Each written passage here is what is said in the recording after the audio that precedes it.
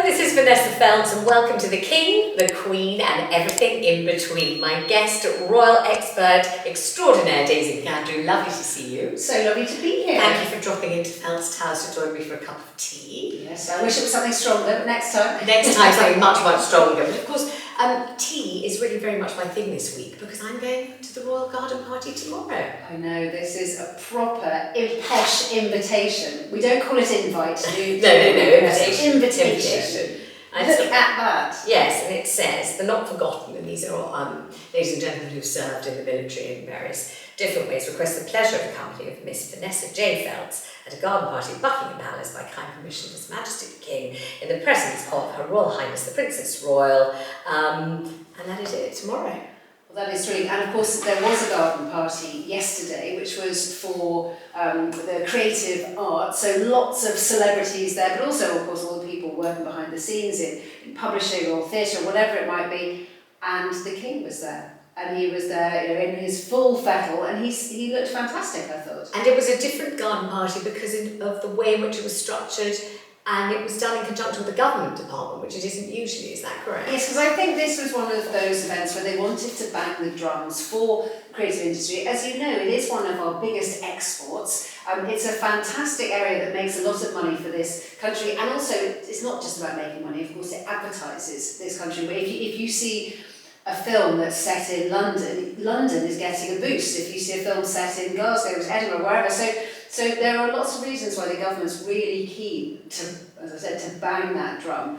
And I think it's really interesting. There are lots of incidences recently where you see the royals working in tandem with the government, like we saw, say, from Wessex recently going out to Ukraine. That was not the royal family's idea. That was that the government was very keen for her to do that. And I think you're seeing a lot more dovetailing in that area, which makes a great deal of sense. Soft diplomacy is what it's called, but obviously the royal family can never be seen to be party political, so the way in which they interact has to be very carefully orchestrated, doesn't it? Exactly. You can't have the royal family saying, oh, the Rwanda policy is a marvellous idea and flying the flag for that. That would obviously be completely unconstitutional and completely wrong, and the royals would refuse anyway. So it has to be something that everybody can agree is not controversial, not party political, but something that benefits the country and that we can use the royals to our advantage. And one of the things that was said about yesterday's garden party, and I know that your sister was there, she was, the creative industries,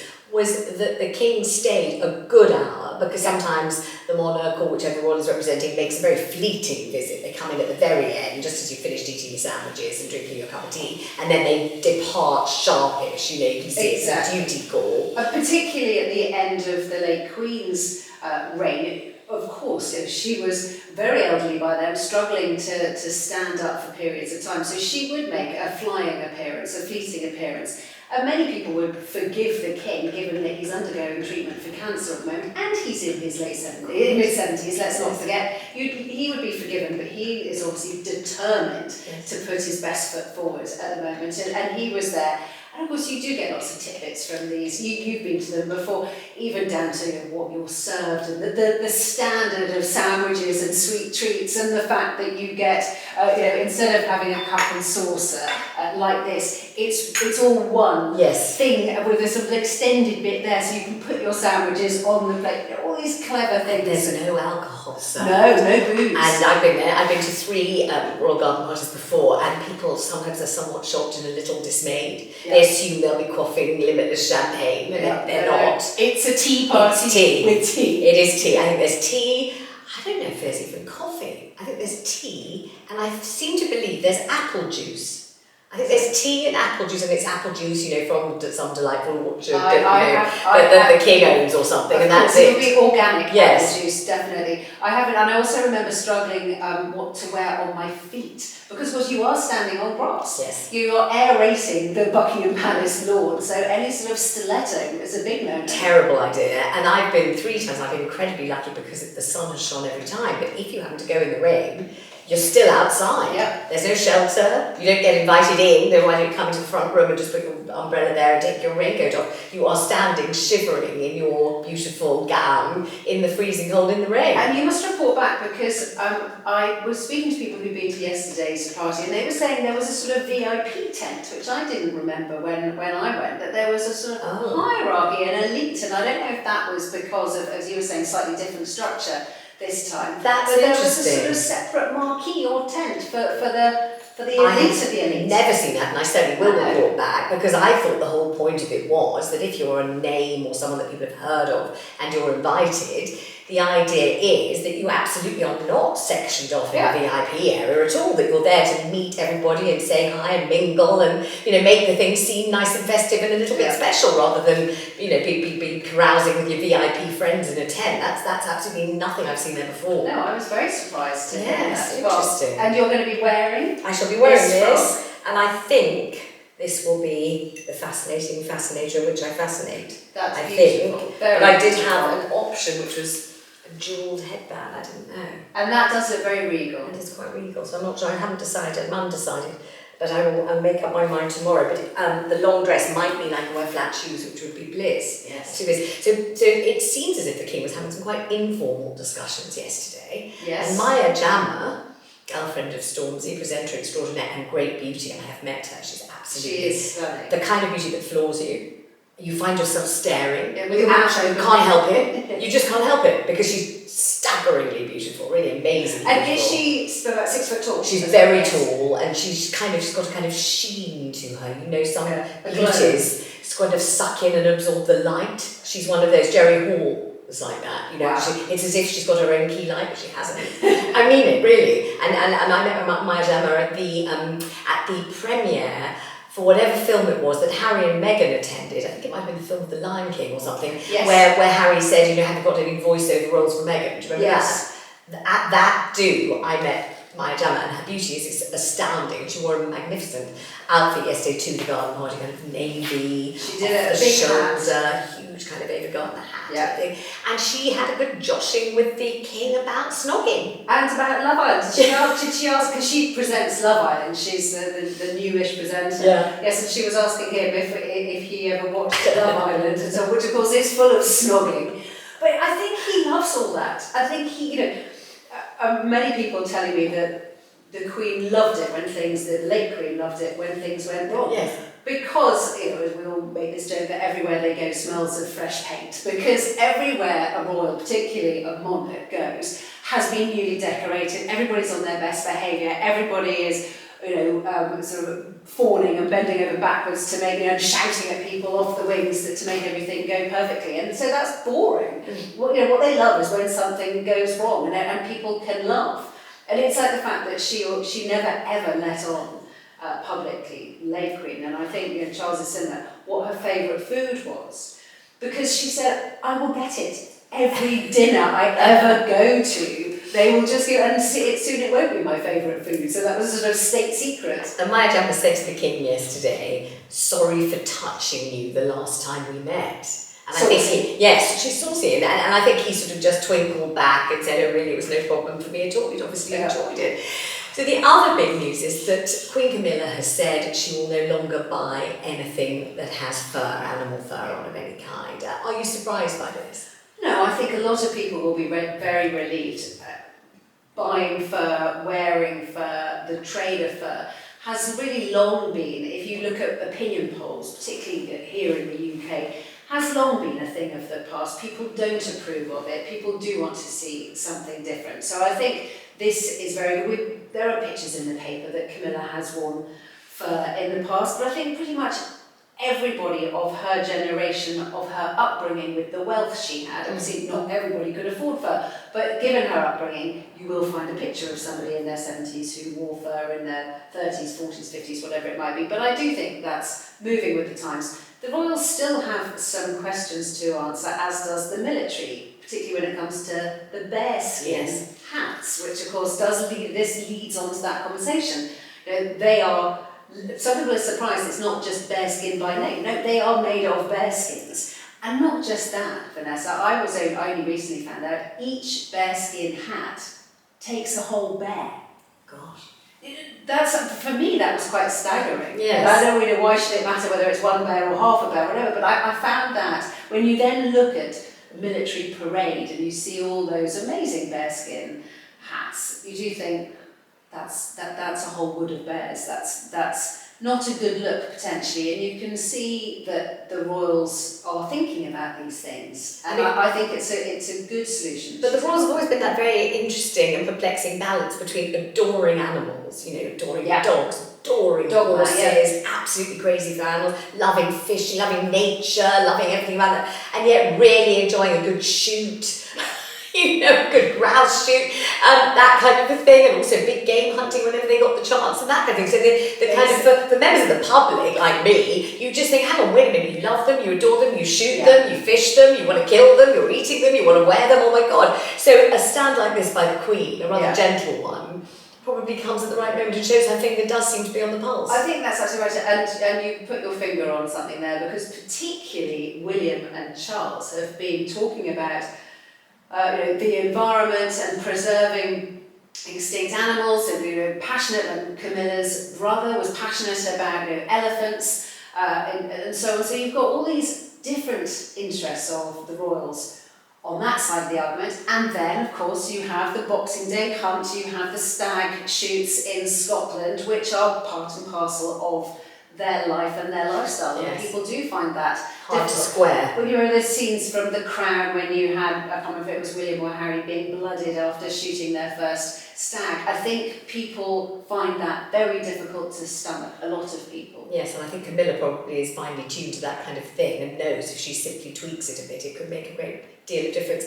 One of the royal personalities, one of the royals to come to the forefront suddenly, is Princess Beatrice, who is said to be having been called on to kind of show up a lot this summer in the absence of the Princess of Wales. Just explain how she's the person they decide to call. Well, really, who else are you going to call? Not going to call Ghostbusters, it's very, very difficult. This slimmed down royal family is now skinny as, and there's very little room for manoeuvre. It's interesting, Beatrice and Eugenie are very popular within royal circles. They are considered to have really not put a foot wrong, despite their parentage, some would say. They have managed to forge careers and family lives without scandal, without controversy, with very, and they're popular. They've also managed, which few have, to still be very friendly with Harry, but to still be very friendly with the rest of the royals, with Charles and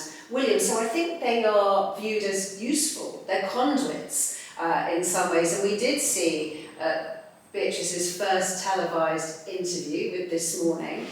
This week there she was, I think she was up the Empire State Building, which was thick with fog and you could barely see her, but she was doing this impressive charitable event, and a first live interview is a big deal. Yes, it's daunting. She did a creditable job, didn't she? She did, and I don't think that's an accident. You don't just suddenly do your first live interview if you're then going to go back into the shadows. No, although I wonder, and I think many people might, having seen those lovely photographs of the King and his niece Zara Phillips, and she, her arms are around him, she's smiling, she's kissing him, she looks so pleased to be with him, and he looks thrilled to bits to be with her. I think, and also many of us know Zara and Mike Tindall. I mean, we know Mike Tindall from I'm a Celebrity, and we know him from rugby and his podcast, and they've got real kind of charm, and they're very, very relatable. They love drinking, they love partying, they just, people get them, and they seem to get us. And also she's only Zara, she's not princess of anything, and they're both making a living and working hard and all of that.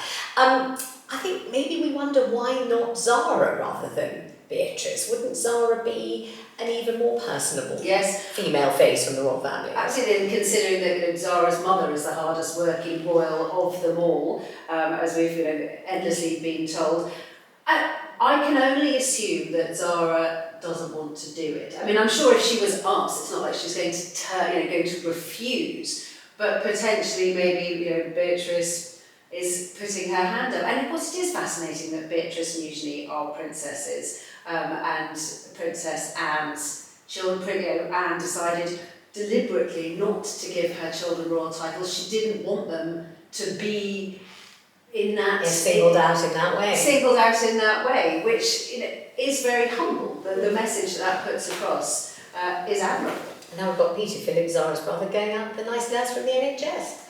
Yes, so he got divorced and then was with a family friend, and that relationship has fizzled out. And yes, and she was out and about with the royals, embracing Camilla and so on this week. So, yeah, I mean, that is a side of the family that people do, I think, really appreciate. So do I. I think, he's going out with a nice person that obviously doesn't earn a great deal of money. I believe she's a single mother. I believe she's struggling. She's very pretty and she looks lovely in the pictures. He looks happy. I think we like to see that side of life. He was grinning like a Cheshire cat and looked very, very loved up. And that is, that's very, very nice to see when, at the moment, obviously with Charles's cancer, with Catherine's cancer, there are a lot of bad stories in the royal family. There's a lot of anguish. Then you've got the Harry issue. So yes, any happy story is thumbs up, I think. Yes, and just one more thing about the king. He does really seem now to kind of relish his conversations with people who have been through cancer or are survivors or are battling it at the moment.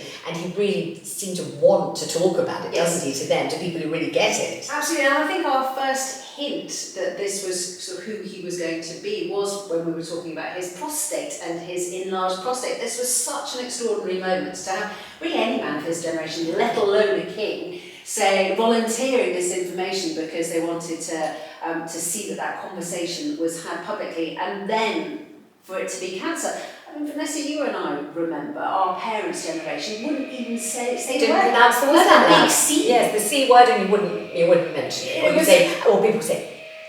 Because they didn't want to say it because it might kind of befall them, it might be ill-fated. I mean, it wasn't discussed. And that was also that particular cancer, very kind of private part of your anatomy, not something you really want to talk about. And that was ordinary members of the public. There's a reason that over the years, monarchs haven't talked about their health, because the minute they showed any weakness, a neighbouring country would be invading, or a cousin would be looking to depose you off the throne and have some sort of coup. Yeah. So they've always been incredibly private about their health for some constitutional royal reasons, not just for being a bit sort of stitched up and sort of upper class and so on about it. Let's do the thing that we have to do really, which is talk about Harry and Meghan. It's absolutely compulsory in any royal conversation, whether it's being recorded, filmed, or whether you're having it on the bus, to talk about Meghan and Harry. Well, they went on this tour. It wasn't meant to be royal, but it was one of the most royal looking tours I've ever seen of Nigeria.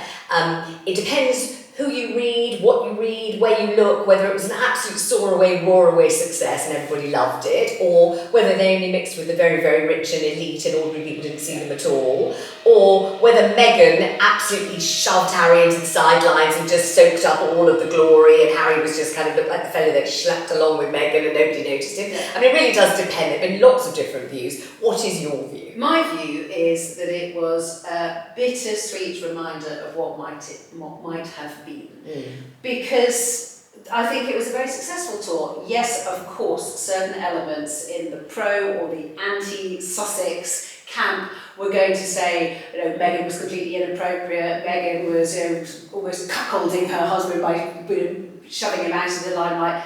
I thought it was clear that they were having a wonderful time, that they were relishing it, that they were in their element. I think they were popular, and I think from their point of view it was a success. Yes, of course, we've had people carping saying it was only for the Netflix show that he's doing about polo, and that's why there was a polo match shoehorned in, and other people saying her clothes were inappropriate and she was showing too much flesh. And yes, if it had been an official royal tour, she would have been falling a bit foul of some of those etiquettes, but did it really matter in Nigeria? I think the Nigerians loved having them there, and from my point of view it made me sad, because it made me think that's what should have been. They should have been doing that on behalf of the royal family and therefore on behalf of modern Britain, and they're not, and that is a shame, but I was happy for them that they got something out of it, and fundamentally it was about the Invictus Games, which everybody can agree is a good cause. And now of course she's got the jam to fit back on.